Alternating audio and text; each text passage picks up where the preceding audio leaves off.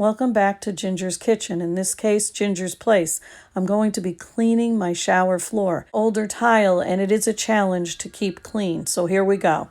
Okay, well, this morning I'm going to do my shower floor, and it is getting gross. My husband always used to do it, and he could make it look great with just soap and water.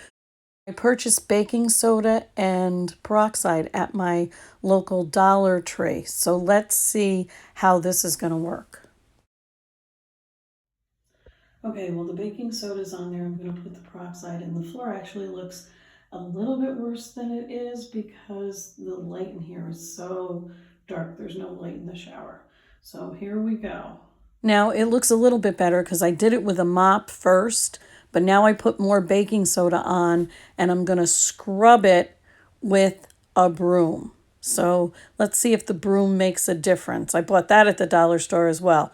I love these attachments that go with these cheap handles at the dollar store. A lot of it. I got a lot of the preliminary, the surface stuff, and this was only done just a little over a month ago as far as being clean, not with this hack. So it was a clean surface and mold free like a month ago, maybe slightly more.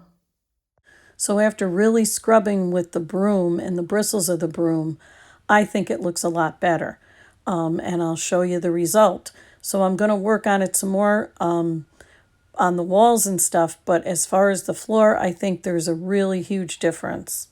So here it is. I opened the shade. I was able to get a little bit more sun in to actually see better, but look at the floor. Don't you think it looks a lot better?